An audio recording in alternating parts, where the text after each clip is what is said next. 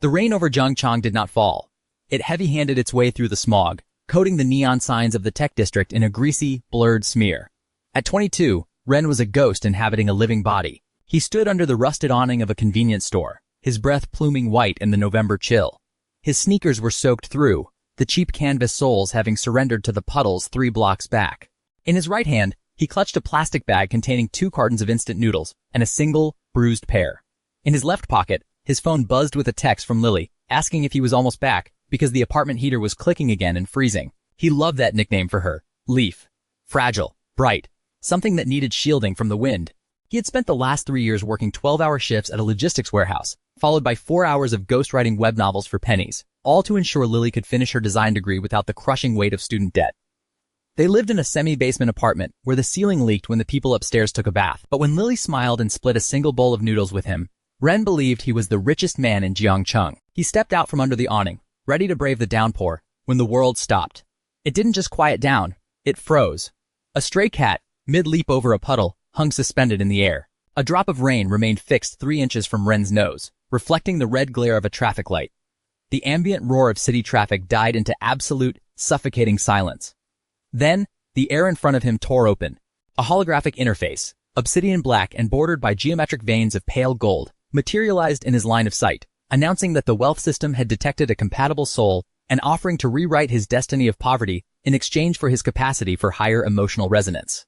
The screen shifted, displaying an exchange terms line that hummed with a low, sub-audible vibration, demanding he surrender the capacity to attach value to human connection in return for an initial seed capital of $1 million and a near-perfect success rate on all future financial ventures. Ren stared at the words. His mind instantly flashed to Lily, her small hands wrapping around his cold fingers, and her laugh that chased away the smell of mold in their damp apartment. A surge of fierce, youthful pride welled up in his chest. He refused to sell his feelings and become a machine just for paper. He reached out and deliberately swiped his hand through the holographic interface, tearing the light apart. The screen shattered into pixels. The universe resumed, and Ren ran all the way back to the basement apartment, grinning like a king who had just conquered a kingdom for his queen. The universe, however, does not keep score of romantic victories. It only keeps track of balances.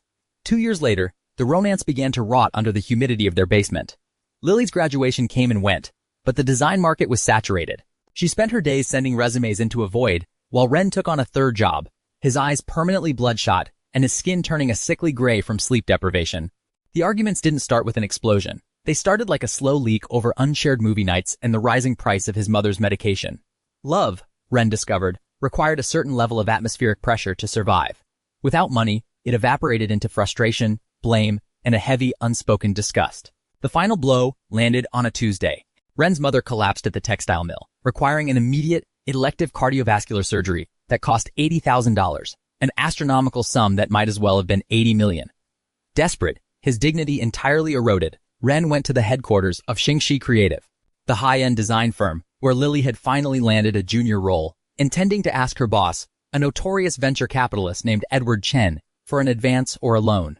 The secretary was away from her desk, and the heavy oak doors to the executive office were cracked open. Ren approached, his breath catching in his throat as he heard a familiar, soft laugh. Through the gap in the door, the afternoon sun streamed into the penthouse office, catching Lily sitting on a minimalist leather sofa in a tailored silk dress, a designer handbag resting on the glass table beside her. Edward Chen stood behind her, his hands resting casually on her shoulders, whispering in her ear as Lily tilted her head back, smiling up at him with the exact same bright, easy expression she used to give Ren over instant noodles. Ren's world shattered. He pushed the door open, his wet sneakers squeaking against the polished marble floor. Lily stiffened, her smile replaced instantly by a look of profound embarrassment, followed quickly by a cold, defensive heartiness. She told him she was moving her things out that night, explaining with a look of pity that love doesn't pay for surgeries or rent. She told him poverty was a disease she refused to catch from him, pulled a stack of $100 bills from her designer bag, and tried to press them into his hand as severance. Ren let the money drop to the marble floor, turned around, and walked out. The next 4 years were a masterclass in human misery. Without the money, his mother passed away within 3 months in a crowded public ward. Broken-hearted and entirely hollowed out, Ren lost his job due to negligence, became blacklisted from decent employment through Edward Chen's casual corporate influence, and ended up living in an even smaller, darker room than before. He didn't hate Lily. He hated himself. He hated the naive, stupid 22-year-old boy who had looked at a golden interface and thought that the warmth in his chest could defeat the cold, hard gears of the world. When he finally collapsed at age 28 on a park bench during a freezing rainstorm, his lungs giving out from untreated pneumonia, his last thought was a silent, venomous scream into the void, begging for one more chance to sell it all for the power to crush them. The darkness answered with a familiar electronic chime, logging his total regret and initiating the regression protocol. The transition from death to life did not feel like a spiritual awakening. It felt like being slammed face first into a concrete floor. Ren gasped, his lungs expanding so violently it felt as though his ribs would snap. He choked, coughing up a mouthful of stale, dry air, his hands instantly flying to his throat. There was no blood, no fluid, and no agonizing, rattling weight on his chest. Instead, the smell of damp concrete, cheap tobacco, and lavender-scented fabric softener hit him all at once. Ren opened his eyes to find himself back on the thin, lumpy mattress on the floor of his semi-basement apartment in Jiangcheng, the year 2016. Before his mind could fully process the impossibility of the moment, a sharp crystalline sound echoed directly inside his cranium, and the translucent, obsidian-black panel unfurled in his field of vision, announcing that his initial seed capital was ready for deployment upon timeline reset and collateral asset liquidation. A dark, visceral thrill coursed through his veins. The system had pulled him back to the exact fork in the road. Right on cue, a sharp, upbeat melody cut through the silence. His cheap, scratched smartphone lay on the particle board desk, the caller ID reading Lily. In his first life, that ringtone was an instant hit of dopamine. Now, looking at the blinking name, Ren felt a suffocating wave of panic. His heart hammered against his ribs. The muscle memory of a boy who had died broke, abandoned, and utterly mutilated by the world.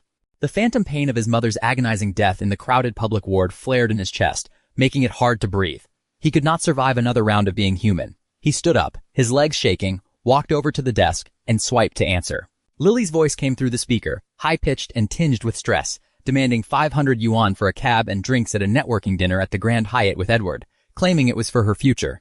Ren looked up from the phone as the system interface shifted, presenting a transaction prompt offering $100,000 in exchange for 100% of his capacity for romantic love and emotional vulnerability. Lily's voice grew sharper, calling him selfish. Ren didn't blink. He felt the terrifying precipice of the life he had lived before, reacting purely out of a desperate primal need to protect himself. He needed armor. He raised his right hand and pressed his index finger firmly against the glowing acceptance prompt on the floating screen. The moment his finger made contact, an icy shockwave slammed into his chest. It wasn't painful, but it was absolute, as if a warm, glowing ember behind his ribs was suddenly doused in liquid nitrogen. A strange, heavy stillness washed over his mind. The frantic anxiety that usually occupied his thoughts simply evaporated. The emotional nerve endings were cleanly severed, and his mind became a perfectly level, silent sheet of ice. A bank notification popped up on his phone a second later, confirming a wire transfer of 650,000 yuan. Lily asked why he wasn't saying anything, threatening that they might need to reconsider things. Rin held the phone to his ear, waiting to feel the familiar panic, the desperate urge to apologize and beg her not to leave him. Nothing came. He felt the exact same emotional attachment to her as he did to the dust on the floor. She was no longer a person who could wound him. She was just a bad investment he had already written off. The numbness was a profound, beautiful relief. He told her she was right, told her to stay with Edward and never come back, and then ended the call and blocked her number. He didn't waste a single second on satisfaction or spite. He immediately grabbed his keys and left the basement apartment, taking a cab directly to Jiangcheng Central Hospital. 3 hours later, Ren stood outside the VIP ward on the top floor, where his mother had just been admitted under the care of the region's chief cardiologist, her life-saving surgery paid for in full and scheduled for the following morning. Through the pristine glass window, Ren watched his mother resting comfortably. He placed his hand flat against the cool surface of the glass.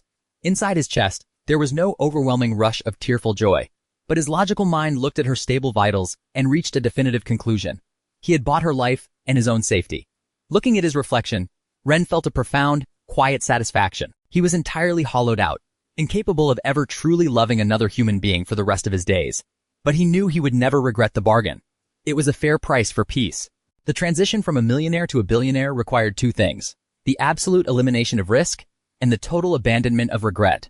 By 2020, Ren had built an empire from the digital frost of his own detachment, standing on the 45th floor of the Lifeng Tower as a ghost-like titan in the venture capital sector. He didn't make mistakes because the system didn't allow for them, provided he kept paying the premium.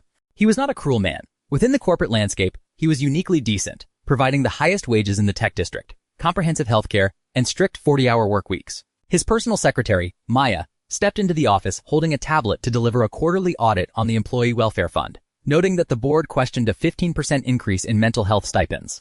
Ren replied flatly that optimizing the human variable ensured the safety of the infrastructure by reducing operational friction and securing long-term stability. It was a matter of mathematics. Maya looked up from her tablet, her gaze lingering on his face a fraction of a second too long with a deep, unrequited longing that Ren's hyper-analytical mind registered instantly. Over the 3 years she had worked for him, her loyalty had quietly morphed into something heavy and soft. Mistaking his absolute lack of malice and his protective nature for a guarded heart that she could eventually warm, Ren was fully aware of it, but the emotional nerve endings required to feel that warmth had been liquidated years ago. Noting that she had been working past 8 o'clock for 3 consecutive weeks, he informed her that he had transferred a 100,000 yuan bonus to her account and cleared the title on a luxury apartment near the office to reduce her daily commute. Maya froze, the flush fading from her cheeks, as she told him she didn't do this for a bonus or a house, but just because she wanted to help him. Ren replied that money was the most efficient method of compensation, insulating her from financial hardship in return for her energy to maintain a balanced ledger. Maya bit her lower lip, holding the tablet tighter against her chest, searching for even a ripple of human resonance in his sterile eyes before thanking him and leaving the room. Ren watched her leave, fully aware that he was slowly breaking her, stretching her devotion across a vacuum that would never pull her back. He felt no malice, simply using wealth to compensate her for an emotional debt he was fundamentally bankrupt of. The following morning, the boardroom of Shangxi Creative smelled of expensive leather and panic as Edward Chen and Lily stared at the hostile takeover notice. When Ren walked into the room, followed closely by Maya, the silence was absolute. He took his seat at the opposite end of the table, his eyes passing over Lily as if she were a line of text on a balance sheet. Edward slammed his hands on the table, calling Ren a machine with an algorithm, but Ren calmly stated that Shangxi was functionally insolvent with a debt-to-equity ratio of 4-1, announcing that Lifeng Capital now owned 54% of their voting shares. As the board members began to silently gather their things, Lily suddenly stood up, tears welling in her eyes, begging Ren to remember that he loved her once and claiming he was only doing this because he still cared and hated her for what happened 4 years ago. Maya stood in the corner of the room, waiting to see if the ghost of his past love would finally crack the ice. Ren looked up at Lily, remembering the basement apartment and the pain vividly, like reading a well-written biography of someone else, but he felt nothing. He told her that to hate her would require an emotional investment she didn't possess in his ledger, explaining that he bought the company purely because it was a failing asset that threatened the economic stability of the district. He stood up, announced that the lower-level design staff would retain their positions with a salary increase while she and Edward would receive standard severance packages, and walked out. Lily let out a sharp, fractured sob behind him, but Ren's stride didn't falter. As they walked down the corridor, Maya walked half a step behind him, staring at the straight, unyielding line of his shoulders, having just witnessed the absolute limits of his heart. Ren stepped into the elevator and looked at his reflection, a safe, numb billionaire who was entirely satisfied with the cold. By 2024, the numerical boundaries of Ren's empire had dissolved into something absolute, leaving him in a 3-story penthouse, crowning the highest tower in the financial district, sitting at his desk as the system interface flickered beside his computer.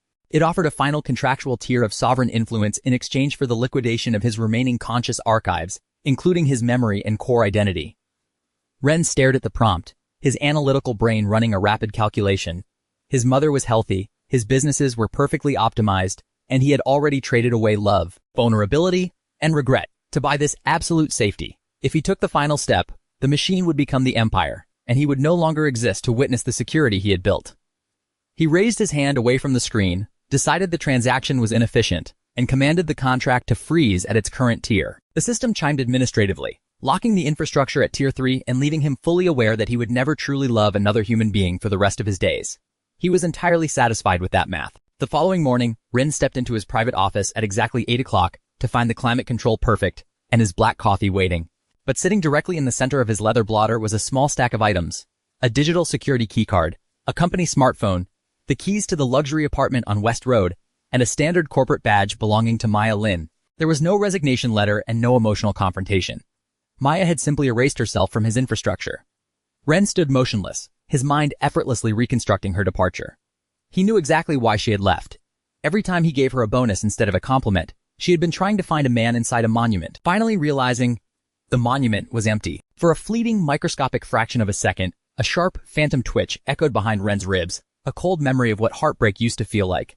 But the system's emotional firewall immediately engaged. The ice closed over the fracture, and the numbness rushed back in, smoothing the ripple out until his mind was a perfectly level sheet of black water once more. The pain passed before it could even become a thought. He reached for his desk phone and dialed human resources, instructing them to process Maya's severance package at triple the standard corporate rate. ensure the deed to the West Road property remained under her name, and post a listing for a new assistant selected strictly on organizational metrics. He hung up the phone, sat down in his leather chair, and pulled the market briefings toward him. 6 months after Maya's departure, the Lifeng Tower remained a monument to frictionless efficiency, with a new assistant keeping the black coffee arriving at precisely 8 o'clock. One evening, a massive thunderstorm rolled over Jiangcheng, casting the penthouse in a heavy, violet twilight. Ren stood by the floor-to-ceiling window, a glass of water in his hand, and pressed his bare palm against the freezing glass. He watched his own unlined reflection, free of the exhaustion that had killed him in his first life. He thought of Lily, who had vanished into the ordinary obscurity of a middle-class life. And he thought of Maya, whose name had never appeared on another document, but whose property title remained secure. He felt a faint, distant curiosity about what it would be like to miss them, trying to summon the ghost of his old grief. But there was nothing there, just a clean, echoing quiet. He didn't hate the silence. A man who has looked into the abyss of poverty and betrayal does not complain about the coldness of a silk blanket. A quiet chime echoed from his desk, announcing that the European markets had opened. Ren let his hand drop from the cold glass, turned away from the storm, and walked back to the pale blue light of his desk to manage his world. That's it for today's video. Thanks for tuning in. Smash that like, drop a comment with your thoughts, and subscribe for more awesome content coming your way.